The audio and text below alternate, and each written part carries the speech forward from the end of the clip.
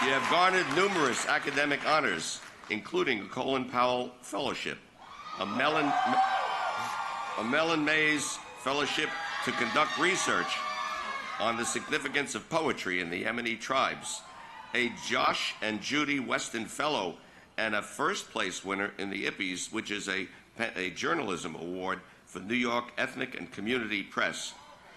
You are a trailblazer as a Yemeni American who has broadened your exposure to both the U.S. and Middle Eastern cultures. President Cuoco, please join me in presenting the 2016 Salutatorian Medal to Aruba Malafay.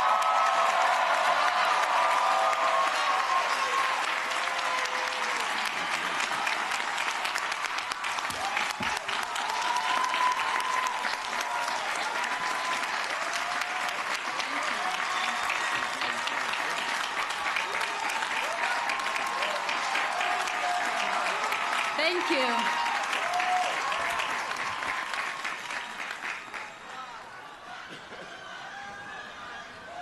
Let me just tell you, the view from here is absolutely incredible. Assalamu alaikum wa rahmatullah. Good morning, class of 2016. President Cuoco, our distinguished guests, First Lady Michelle Obama, Chancellor Milken, and Senator Schumer, professors, families, friends, and peers. It is an honor for me to stand in front of you today representing the graduating class.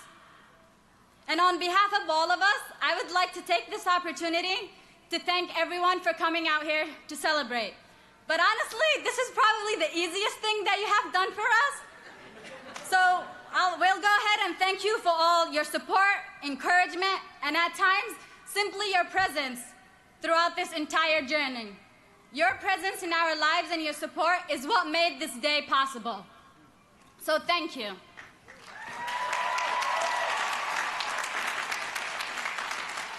I was born and raised in Yemen, and before migrating back with my family to the United States, I couldn't have imagined attending college simply because we weren't allowed to. My sisters weren't allowed to, girls before me weren't allowed to.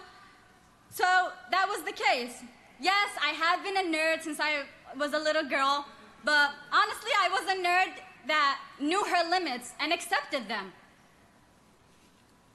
After experiencing a keen desire to enroll in high school, and at the same time, the support from a man who has made it possible and accepted to engage in debates and arguments with his outspoken daughter,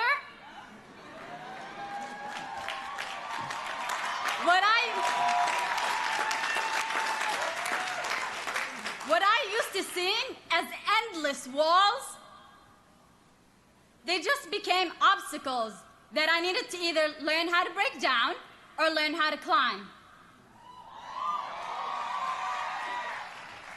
I fought to be allowed to pursue an education, for the right to be here.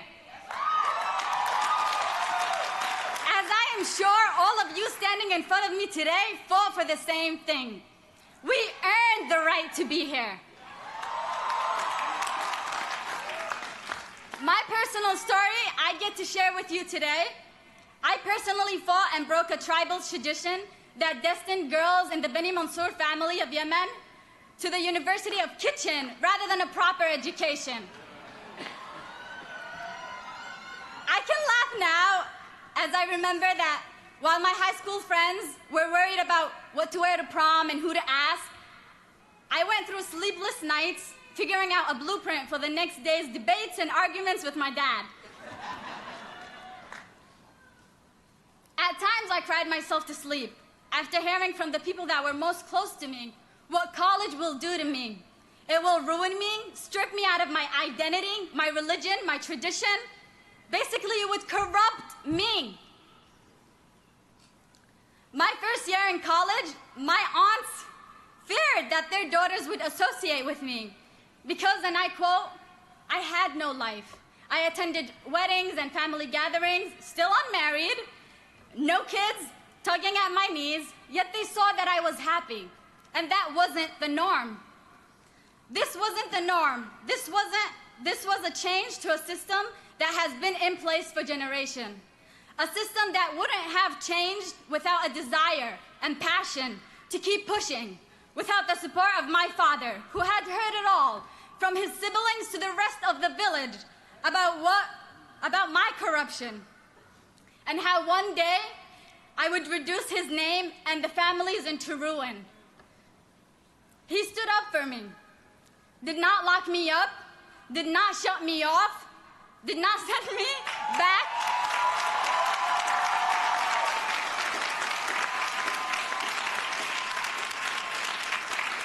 He did not send me back on the first plane back to Yemen to marry me off like many families do. Daddy, I'm standing here today with the First Lady of the United States of America. So hold your head high and proud. You allowed me to push, to debate, to dismantle walls, to persuade, rather than shut me off like the norm.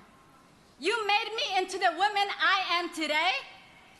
For that and for so much more, I am eternally grateful.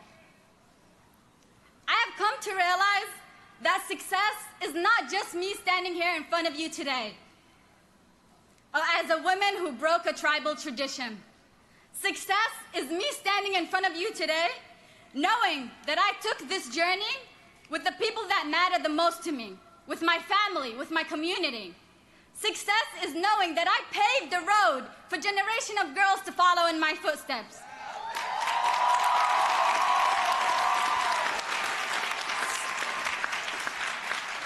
Success is knowing that 11 of my cousins are now enrolled in GED courses.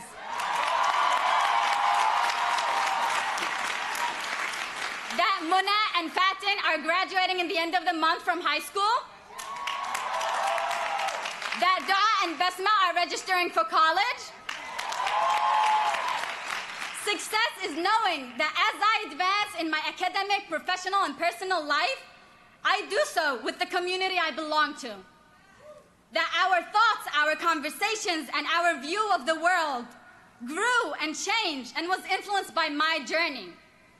I invite you all to take this a step further. It may be small and make sustained changes that will maybe small in day-to-day experiences, but could still create a wave reaction that will ultimately move us forward together as a society. And please remember that a simple conversation has the power to change a mind.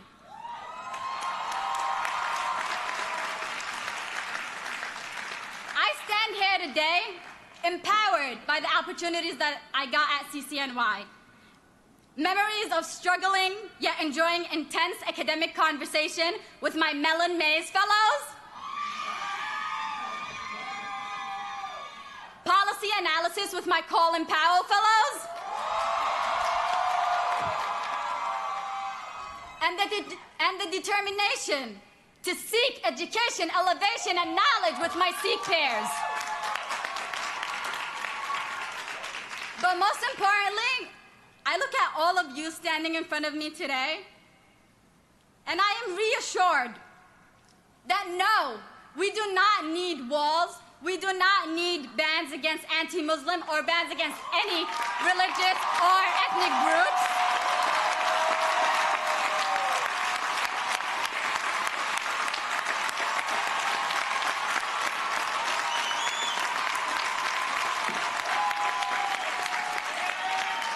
Because hatred and terrorism has no religion, has no ethnicity. And on behalf of us all at CCNY, I invite you all and the rest of America to prolong your visit at City today. Clearly, some people needed it more than others. But it is here that you will realize that we are an example of what the rest of America can look like.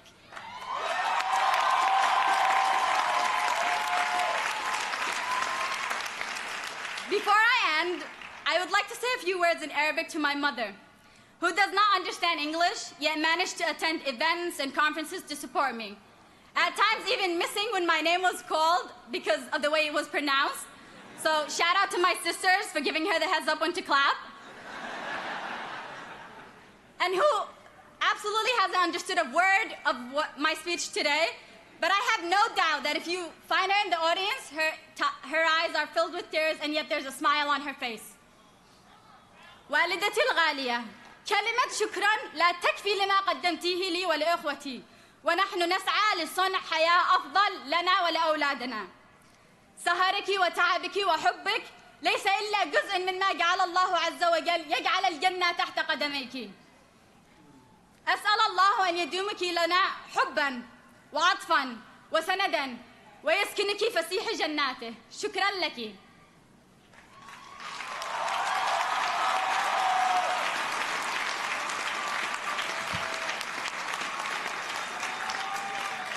There are people here at City who have made my journey special and helped me reach where I am today.